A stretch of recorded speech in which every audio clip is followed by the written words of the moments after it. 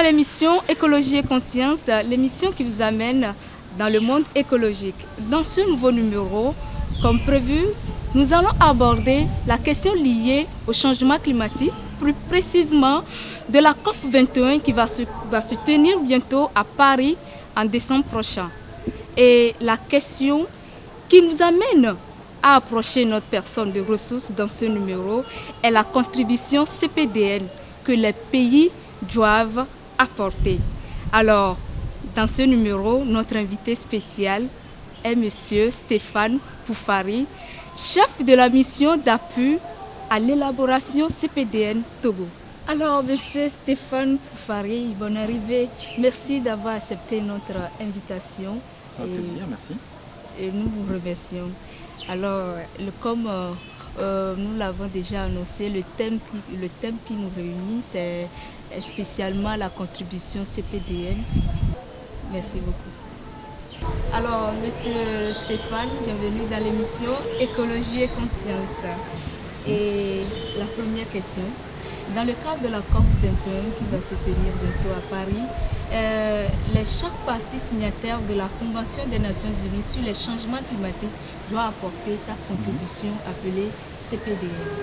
Alors, pourquoi exiger une telle contribution des pays?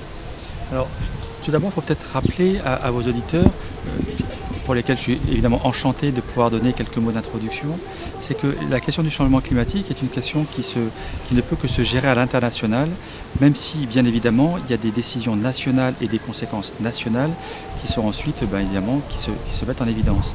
Alors, sachant que, première chose, au niveau de la science, nous sommes sur des trajectoires d'émissions de gaz à effet de serre particulièrement alarmantes. Depuis déjà quelques décennies, nos trajectoires collectives devaient, dans le cadre de la Convention 4 des Nations Unies sur le changement climatique, décroître collectivement, sachant bien sûr que la base de cette convention est un principe de responsabilité partagée mais différencié. Ce qui veut dire, en d'autres mots, que des pays comme le Togo, qui font partie des pays les moins avancés, n'ont pas, entre guillemets, d'engagement à prendre en termes de réduction de leurs émissions, et plutôt ont des contraintes de développement et de vulnérabilité dans le cadre du climat, puisqu'ils subissent de plein fouet les conséquences, et que des pays industrialisés ont des objectifs d'ambition, à savoir qu'ils doivent réduire de manière significative leurs émissions, tout en accompagnant une trajectoire de développement sobre en carbone pour les pays en développement. Donc dans le cadre du processus de Paris, on est confronté à une situation un peu inédite, c'est-à-dire que les précédents exercices collectifs, à savoir le protocole de Kyoto, n'ont pas véritablement donné les succès escomptés, ont même plutôt été un relatif échec. Donc depuis, on essaie de trouver une espèce de dynamique politique collective, et Paris arrive parce que c'est la fin d'un processus. La fin d'un processus qui explique que depuis quelques années, depuis Durban et ensuite les différentes conférences climat, on a décidé, ce qui est un peu inédit dans le processus onusien, que c'est les pays qui allaient apporter leur contribution de ce sur quoi ils s'engageaient pour collectivement atteindre une trajectoire qui nous permette de rester dans une fenêtre dite de plus 2 degrés d'augmentation de la température moyenne terrestre, de manière à ne pas avoir des effets irréversibles au niveau du lien climat-homme et donc de nos capacités, entre guillemets, collectives à mieux vivre sur Terre tout en bénéficiant d'un avenir protecteur, durable et d'une planète qui continue à avoir des ressources naturelles qui se renouvellent. Pour finir dans cet exercice donc collectif d'écriture, des contributions prévues déterminées au niveau national, il est bien entendu que d'une part, la contribution aura une nature différente selon que l'on se trouve un pays en développement ou d'industrialisé ou en transition, puisque le paysage mondial a bien évidemment changé. Il y a les nouveaux grands émetteurs, la Chine, l'Inde, le Brésil. Mais la grande nouveauté, c'est que l'accord de Paris va être contraignant. Ça veut dire qu'il va s'opposer à l'ensemble des pays sur Terre, donc en l'occurrence pour la Convention, les 196 parties signataires, qu'il va être opposable, donc ça c'est important, qu'il doit être ambitieux, tout en étant réaliste et équitable. Donc pour le traduire un peu plus concrètement pour vos auditeurs, des pays comme le Togo sont engagés dans cet exercice collectif. Cette contribution est utile. Bien sûr, on ne doit pas et on ne peut pas attendre une ambition dans les réductions des gaz à effet de serre, parce que le Togo a un impératif de développement, mais toute la logique de ce développement va être que, renforçant l'adaptation, c'est-à-dire la capacité à absorber la contrainte des aléas climatiques et des conséquences climatiques, et bien évidemment ça peut amener et ça doit amener le Togo sur une trajectoire de sobriété carbone, même si ce n'est pas l'objectif premier, puisque le Togo n'est pas un pays émetteur. même un pays en déséquilibre, puisqu'il stocke plus de carbone que ce qu'il émet. Donc, vous voyez qu'on n'est pas du tout dans un enjeu d'émission. Mais par contre, l'idée aussi, c'est d'éviter demain une trajectoire qui va créer des conséquences, entre autres pour le Togo, en renforçant sa vulnérabilité. Donc, tout ça n'est pas un exercice, j'ai envie de dire, innocent. D'une part, l'accord doit être ambitieux, je l'ai dit, mais surtout doit être adossé à des mesures d'accompagnement. Et pour le Togo, c'est cet enjeu-là qui est aussi important, puisque les engagements des pays du Nord doivent être mis en œuvre, des engagements de financement additionnels, un principe de responsabilité partagée, mais bien sûr toujours dans cette logique d'équité, et donc l'effort doit être proportionnel, et c'est très clairement pas le Togo qui portera l'effort de réduction des gaz à effet de serre, parce que ce serait tout juste improbable, j'ai envie de dire très clairement immoral, et là ici la logique du Togo, c'est d'aller sur une trajectoire d'un développement pour un mieux vivre des citoyens, qui puisse aussi avoir une trajectoire de développement économique et bien sûr le plus sobre en carbone, mais vous avez compris, avec une double lecture. Non seulement pour la planète, mais aussi parce que ça va éviter des effets de verrou. C'est-à-dire si le Togo se développe en ayant beaucoup besoin d'énergie fossile et en créant un modèle de développement très énergivore, évidemment, demain, il en aura encore besoin de plus et ça va créer une vulnérabilité additionnée. C'est pour ça que cette stratégie, il faut l'avoir d'une manière très positive en fait. Le gouvernement français accompagne le ministère de l'Environnement et des Ressources forestières et à travers le programme Faciliter le soutien à l'élaboration de CPDN. Et précisément, vous êtes au Togo dans ce cadre. Alors, comme vous l'avez dit, effectivement, il y a cette facilité mise en place par la France, alors, qui, pour être tout à fait honnête, participe d'un bouquet d'accompagnement qui existe au niveau international, parce qu'il y a une logique évidente d'accompagnement qui s'est mise en place, et beaucoup de pays et d'acteurs participent. La France, non seulement parce qu'elle est pays hôte, mais aussi parce que tout bêtement, elle participe à cet effort collectif, a mis en place cette facilité, et aujourd'hui, elle accompagne à peu près une vingtaine, 23, je crois, pays, d'ailleurs des pays voisins, le Bénin, le Sénégal, enfin le Niger, Djibouti, donc pas mal de pays. Et du coup, cette facilité est mise en place donc par le gouvernement. C'est l'Agence française de développement qui le met en œuvre, qui a confié cette mission à Expertise France et qui a recruté des consortiums. Donc le consortium dans lequel moi je suis chef de la mission d'appui est constitué par Sofreco. On est dans les locaux de Sofreco ici à Lomé, par Énergie 2050, l'association que je préside, et par ensuite un autre partenaire, FG International, qui est aussi un cabinet conseil. Donc c'est un mélange de deux cabinets conseils et d'une association internationale. Et notre mission ici, c'est, j'ai envie de dire, de soutenir les dynamiques togolaises parce qu'on n'est pas le pilote, on est vraiment un appui. Il faut le voir avec toute la modestie et l'affection qu'on peut avoir pour le Togo, c'est-à-dire d'être là comme des agitateurs bienveillants, trait d'union entre les différentes contraintes que peuvent avoir les différents secteurs togolais, les différents acteurs. Et le processus qui est en train de mettre en place, c'est une co-rédaction avec l'ensemble des parties prenantes togolaises. Et en particulier, je tiens quand même à souligner que dans le cadre de cette dynamique-là, là on est ici pour l'atelier de lancement, vous le savez, on a eu 3 jours d'atelier de lancement, plus quelques jours de concertation et de débat.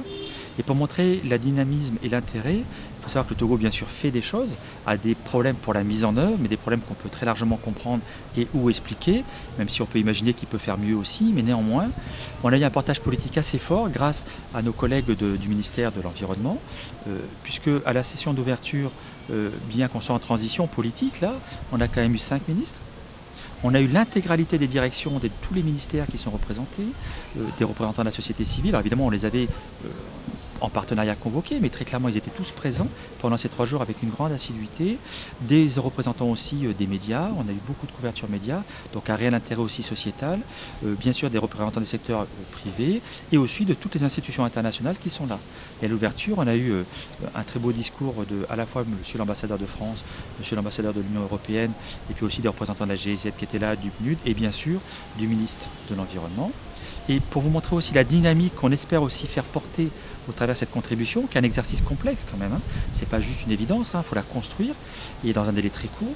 Mais cette dynamique aussi, on a eu l'opportunité, j'ai eu le plaisir avec le ministre de l'Environnement, le directeur de l'Environnement et le point focal des négociations donc, du processus CPDN, on a eu le plaisir de rencontrer le nouveau Premier ministre, qui a un parcours climatique, mais plutôt scientifique, et avec qui on a exposé cette dynamique.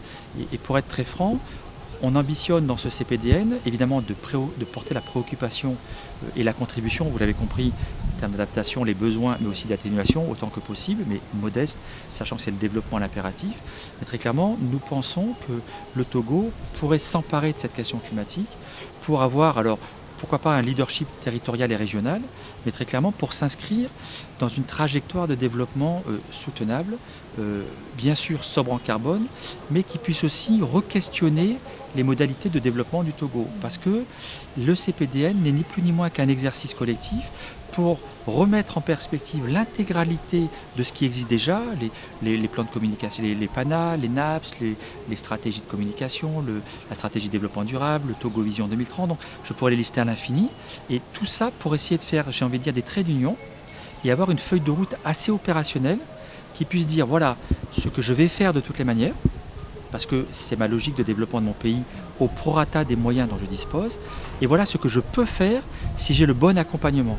Et l'objectif va être bien évidemment ensuite d'aller sur une logique de transparence avec des processus très opérationnels de mise en œuvre. Donc on n'est pas dans le document purement philosophique ou politique, c'est un document qui va être adossé, qui est adossé à une obligation de mise en œuvre. Donc il y aura des moyens si tout est mis en œuvre. Donc vous voyez que c'est une logique vraiment, cette fois-ci, de gagnant-gagnant, ce qui n'a pas toujours été le cas par le passé, fort malheureusement.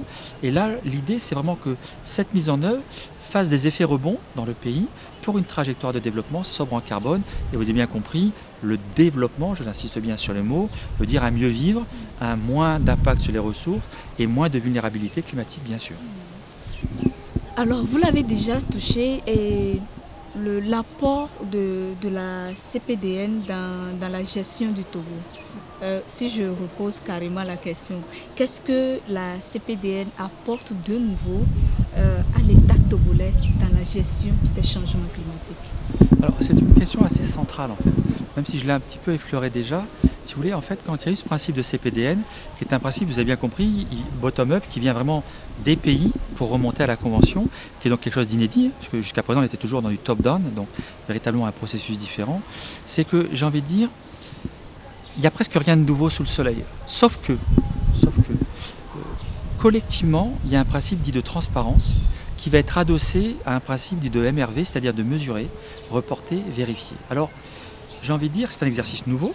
On va le confronter à l'accord de Paris, qu'on espère tous ambitieux, et puis j'espère aussi bien sûr à l'accord de Marrakech qui suivra, qui sera plutôt la COP de la mise en œuvre, la COP 22, ensuite au Maroc. Et très clairement, là l'objectif va être d'essayer d'être le plus concret et opérationnel possible. Parce qu'il va falloir à un moment donné que chacun tienne ses engagements. Alors je ne le dis pas version très sévère et punitive pour nos amis togolais, mais plutôt collectivement.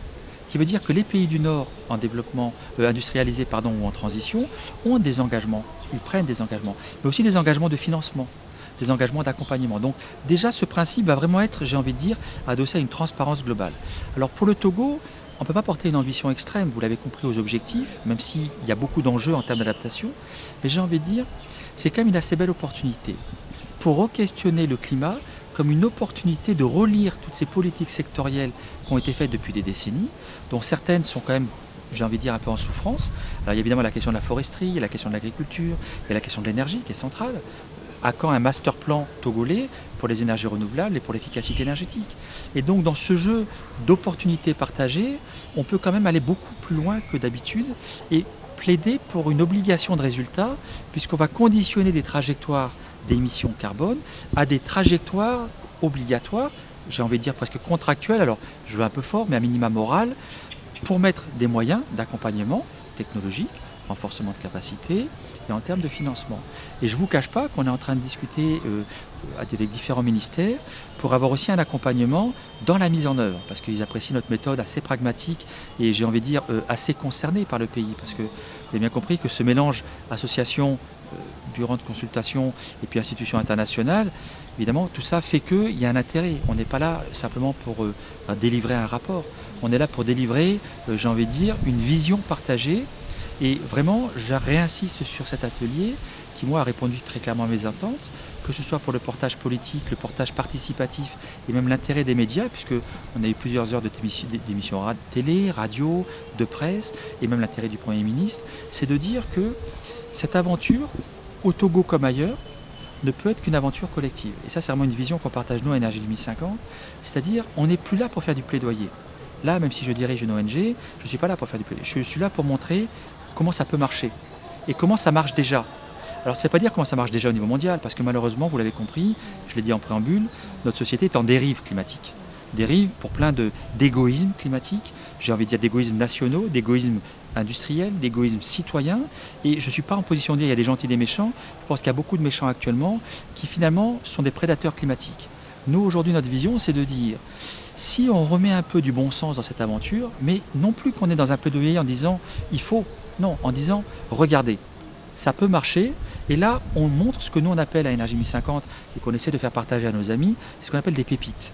Pépite, c'est quoi? C'est un projet qui, dès lors qu'il a un sens et qu'il est adossé à une méthodologie, peut être dupliqué, démultiplié. Et ça, si on commence à faire la chaîne de toutes ces petites bonnes solutions, bonnes ou grosses, parce qu'il y en a des prodigieuses grosses, les énergies renouvelables, l'efficacité énergétique dans le bâtiment, des villes planifiées, des modes de consommation et de production durable. Donc la liste est quasiment infinie. Si on va sur des dynamiques comme cela, je peux vous assurer que la chaîne de cette créativité collective, elle n'est pas simplement un rêve. Elle n'est pas portée par des gens qui font que du plaidoyer, elle est portée par des gens qui ont les mains dans le cambouis, c'est ce que nous on aime bien à dire à Énergie 1050, on a les mains dans le cambouis, et le cambouis du projet qui marche. Et ce projet qui marche, si demain on additionne tous ces petits projets, je peux vous assurer qu'on a de quoi très sincèrement faire des trajectoires carbone particulièrement sobres. Et nos politiques, ils ont besoin aussi qu'on leur montre que ça marche, et de leur rappeler que ça marche parfois, pour éviter d'être dans des apparentes fatalités. Et je crois quand même qu'il y a des cartes à jouer. Donc cette aventure qu'on se propose de faire en appui, bien sûr, puisqu'on n'en est là qu'en appui, très clairement, je pense qu'elle a un sens. Un sens pour nous, j'ai envie de dire, là-haut, en France et dans les différents pays où on travaille, et puis avec nos amis, mais un sens aussi ici, au Togo, ne serait-ce que pour cette inspiration collective qui va se traduire par du très concret. Merci beaucoup d'avoir accepté cette invitation, d'avoir expliqué. On a compris beaucoup de choses. Merci. Merci beaucoup de nous avoir accueillis, enfin de m'avoir accueilli et le consortium, parce que le nous est collectif. Et puis souhaitons à Paris bon vent, souhaitons à Paris de l'ambition. Et puis surtout, souhaitons qu'ensuite, collectivement, la mise en œuvre soit réelle. Et je crois que plus on sera nombreux à être concernés par les solutions, plus on sera nombreux à pouvoir influencer les décisions. Donc allons-y, c'est une belle aventure, même si le monde est assez difficile, mais il y a toutes les chances de pouvoir y arriver. On espère passer sur un accord décisif. Très clairement. Eh bien, chers amis, nous sommes arrivés à la fin de ce numéro, de cette émission Écologie et conscience. Les questions sur les changements climatiques, c'est vraiment important puisque à l'heure actuelle, la planète en danger, nous sommes obligés, notre obligation est de la protéger pour la génération future. Merci beaucoup et l'aventure continue. Bye bye.